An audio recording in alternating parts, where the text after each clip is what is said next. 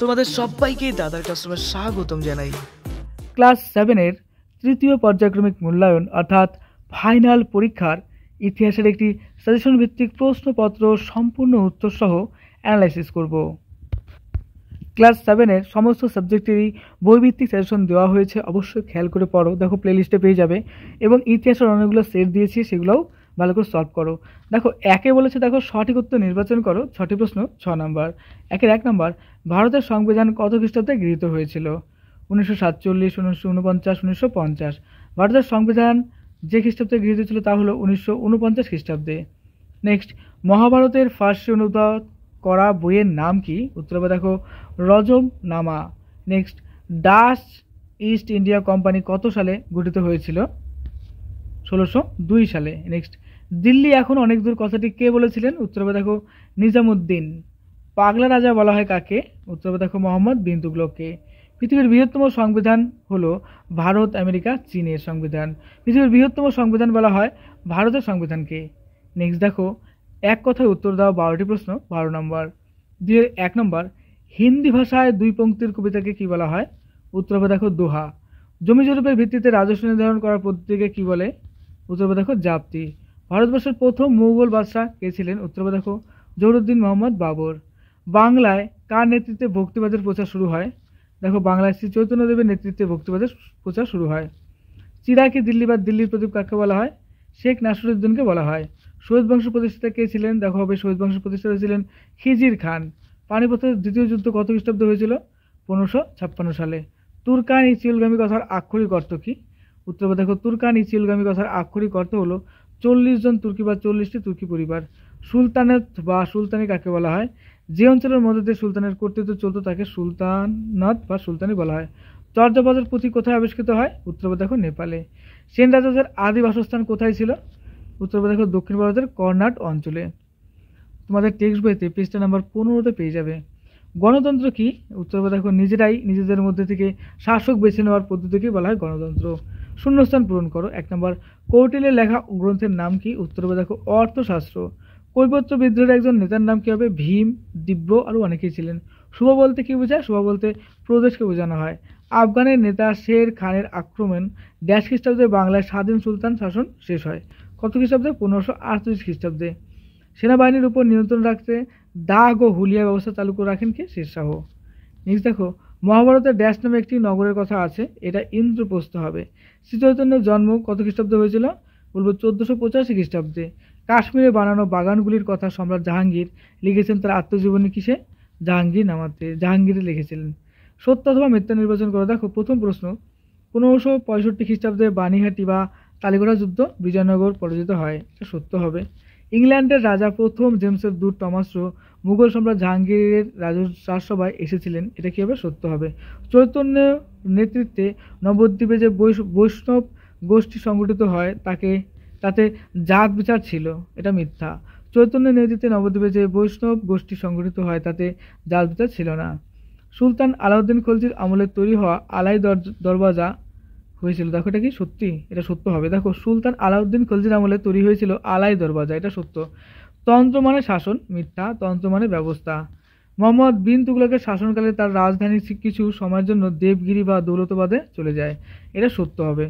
নিচের প্রশ্নের উত্তর দাও। দেখো 5টি প্রশ্ন রয়েছে, প্রত্যেকটার জন্য 2 নম্বর করে রয়েছে। 1 নম্বর, সরকারের কাজকর্মকে চালানোর জন্য কয়টি ভাগে ভাগ করা হয় ও কি কি?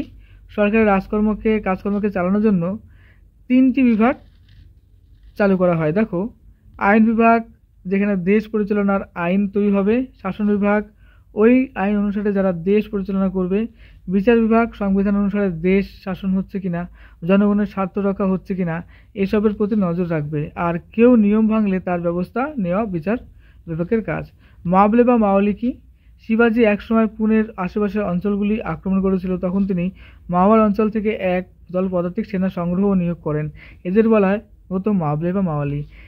আর এরা সেনাবাহিনীর গুরুত্বপূর্ণ অঙ্গ ছিল। শিবায়ন কাকে বলে? চণ্ডী, মনসা, ধর্ম প্রভৃতি দেবদেবতা সমাজের নিচু তলার মানুষের পুজো পেতেন, তাই এদের নিয়ে লেখা মঙ্গল কাব্যগুলিতে গরিব সাধারণ মানুষের জীবনের ছবি পাওয়া যায়। শিবকে নিয়েই এই সময় সাহিত্য লেখা হয়েছে, এই লেখাগুলিকে শিবায়ন বলে। পুরাণের শিব বিষয়ে যে কাহিনী, তার সঙ্গে শিব দুর্গার ঘর সংসারের কথা জুড়ে শিবায়ন কাব্যগুলি লেখা হয়েছে। গরিব শিব দুর্গা এবং তাদের জীবনের কথা এসেছে ওই লেখাগুলিতে। চাহারবাগ কাকে বলে? দেখো, সম্রাট বাবরের ছিল বাগানের খুব শখ।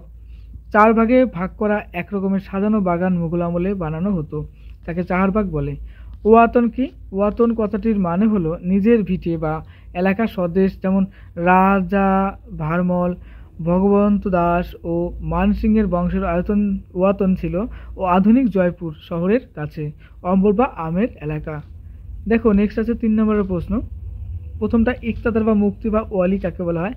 দিল্লির সুলতানরা সাম্রাজ্যের আয়তন ক্রমশ বাড়িয়েছিলেন। নতুন অধিকার করা অঞ্চল থেকে রাজস্ব আদায় করা প্রয়োজন ছিল, সেখানে শান্তি বজায় রাখারও দরকার ছিল। সুলতানরা যেসব রাজ্য জয় করলেন সেই রাজ্যগুলি এক একটি প্রদেশের মতো ধরে নেওয়া হলো। এই প্রদেশগুলিকেই বলা হতো ইকতা। ইকতার দায়িত্বে থাকতেন একজন সামরিক নেতা, তাকে বলা হতো ইকতাদার বা মুক্তি বা ওয়ালি। হুন্ডি কি? হুন্ডি দেখো বলেছে, তুর্কি শাসকদের আমলে কাগজের ব্যবহার শুরু হলে সর্পরা হুন্ডি নামে এক ধরনের কাগজ চালু করেছিলেন।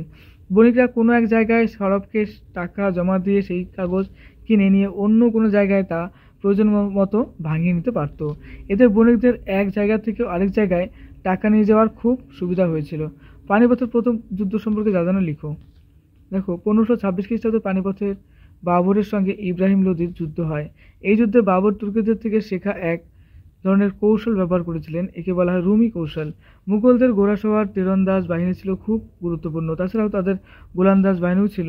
বাবরের সৈন্য সংখ্যা কিন্তু লোদিদের তুলনায় কম ছিল, কিন্তু বাবর ছিলেন যুদ্ধপটু। যুদ্ধক্ষেত্রে ইব্রাহিম লোদির মৃত্যু হয় এবং দিল্লি ও আগ্রায় মুঘলদের শাসন প্রতিষ্ঠিত হয়। দেখো, খানওয়ারের যুদ্ধ। খানওয়ারের যুদ্ধ দেখো 1527 খ্রিস্টাব্দে হয়েছিল। মেরওয়ারের রানা সংগ্রাম সিং রানার সঙ্গে রাজপুতদের নেতৃত্ব দেন। যুদ্ধ শুরু হওয়ার আগে বাবর মুঘল যোদ্ধাদের বলেন এই যুদ্ধ তাদের ধর্মের লড়াই, তারা হলেন ধর্মযোদ্ধা বা গাজী। আসলে এভাবে তিনি সকলকে জোটবদ্ধ করার চেষ্টা করেছিলেন। আবার উত্তর ভারত থেকে বাবরকে হটানোর জন্য কয়েকজন মুসলমান শাসক রাজপুতদের সঙ্গে যোগ দেন। কাজে এই যুদ্ধ ধর্মীয় যুদ্ধ ছিল না। খলিফা কি? দেখো, মোহাম্মদের পর ইসলাম জগতের নেতৃত্ব কে দিবেন তা নিয়ে প্রশ্ন ওঠে। তখন মোহাম্মদের প্রধান 4 সঙ্গীরা একে একে মুসলমানদের নেতা নির্বাচিত হন, এদের বলা হয় খলিফা। খলিফা শব্দটি আরবি, আর তার মানে প্রতিনিধি বা উত্তরাধিকারী। প্রথম খলিফা ছিলেন আবু বকর। নেক্সট দেখো, টিকা লিখতে বলা হচ্ছে মসরান্নাই। মসরান্নাই বলতে দেশে অরাজকতা বা স্থায়ী রাজার অভাবকে বোঝানো হয়। পুকুরের বড় মাছ যেমন ছোট মাছকে খেয়ে ফেলে, অরাজকতার সময় তেমনি শক্তিশালী লোক দুর্বল লোকের উপর অত্যাচার করে। শশাঙ্কের মৃত্যুর পর খ্রিস্টীয় 7ম শতকের মধ্যভাগ থেকে 8ম শতকের মধ্যভাগ পর্যন্ত 100 বছর ছিল বাংলার ইতিহাসে একটা পরিবর্তনের যুগ। ওই যুগে প্রত্যেক ক্ষত্রিয় সম্ভ্রান্ত লোক, ব্রাহ্মণ এবং বণিক ইচ্ছামতো নিজের নিজের এলাকা শাসন করত। বাংলায় কোনো কেন্দ্র শাসক ছিল না। বছর পর বছর এই অবস্থা চলার পরে বাংলার প্রভাবশালী লোকেরা মিলে খ্রিস্টীয় 8ম শতকের মধ্যভাগে গোপাল নামে একজনকে রাজা নির্বাচিত করেন, আনুমানিক 750 খ্রিস্টাব্দ। ওই সময় থেকে বাংলায় পাল বংশের রাজস্ব শুরু হয়। নেক্সট দেখো, ইকতা ব্যবস্থার কথা সম্পর্কে যা জানো লিখো। দেখো, মধ্য এশিয়ার ইসলামী সাম্রাজ্যের সামরিক অভিজাতদের ইকতা দেওয়া হতো। এই ইকতাগুলি নির্দিষ্ট সময়ের জন্য দেওয়া হতো। খ্রিস্টীয় 9ম শতকে এই ব্যবস্থার উৎপত্তি হয়। রাজকোষে তখন যথেষ্ট পরিমাণ রাজস্ব জমা পড়েছিল না। একদিকে যুদ্ধ করেও তেমন ধনসম্পদ পাওয়া যাচ্ছিল না, তাই সামরিক নেতাদের বেতনের বদলে ইকতা দেওয়া হতে থাকে। খ্রিস্টীয় 11 শতকে সেলজুক তুর্কি সাম্রাজ্য একতা ইকতা ব্যবস্থার প্রচলন লক্ষ্য করা যায়। এই সময় সাম্রাজ্যের প্রায় অর্ধেক অংশ ইকতা হিসেবে ভাগ করা হয়। কোথাও কোথাও এই ব্যবস্থার বংশানুক্রমিক হয়ে যায়, অর্থাৎ বাবা মারা গেলে তার ছেলে একই দায়িত্ব পায়।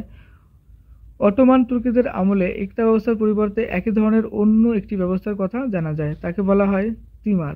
আবার ইরানে ইল খানদের শাসনের সময়ে ইকতা প্রথার কথা জানা যায়। মিশরেও দ্বাদশ-ত্রয়োদশ শতকে মুক্তিদের কথা জানা যায়। দিল্লির সুলতানরা সাম্রাজ্য বিস্তার, রাজস্ব সংগ্রহ এবং শান্তি শৃঙ্খলা রাখার জন্য ইকতা ব্যবস্থার নানা রদবদল ঘটিয়েছিলেন। ইকতাদার বা মুক্তি হতে পারতেন একটা গোটা প্রদেশের শাসনকর্তা, অথবা তিনি হতেন শুধু একজন রাজস্ব সংগ্রহকারী, যিনি নিজের ভরণ পোষণের জন্য একখণ্ড জমি থেকে রাজস্ব আদায় করতেন। দেখো, দক্ষিণাত্য ক্ষত টিকা লিখতে হবে। খ্রিস্টীয় 17শ শতকে আওরঙ্গজেবের সময়ে মারাঠাদের শক্তি অনেক বেড়ে গিয়েছিল। অরঙ্গজেব ভেবেছিলেন যে দক্ষিণী রাজ্যগুলিকে জয় করতে পারলে সেখান থেকে অনেক বেশি রাজস্ব আদায় করা যাবে, তার সঙ্গে মারাঠাদের দমন করাও সহজ হবে। অরঙ্গজেবের আমলে মুঘলরা বিজাপুর ও গোলকোন্ডা দখল করেছিল। মুঘল সাম্রাজ্যের আয়তন এত বড় আগে কখনো হয়নি, কিন্তু বাদশাহ যা ভেবেছিল তা হলো না। তার বদলে বহু বছরের রক্তক্ষয়ী যুদ্ধে মুঘলদের অনেক আর্থিক ক্ষতি হলো। দাক্ষিণাত্য যুদ্ধের এই ক্ষত আর সারল না। মারাঠা নেতা শিবাজিও স্বাধীন রাজা বলে মেনে নিতে হলো। 25 বছর ধরে যুদ্ধ করে অরঙ্গজেব শেষে দাক্ষিণাত্যেই মারা গেলেন 1707 খ্রিস্টাব্দে। ভিডিওটা অবশ্যই শেয়ার করে দিও, দাদার ক্লাস নতুন হলে অবশ্যই সাবস্ক্রাইব করে দিও। তোমার পরীক্ষা অনেক অনেক ভালো হোক। পরীক্ষার জন্য তোমাকে জানাই বেস্ট অফ লাক, খুব ভালো থেকো।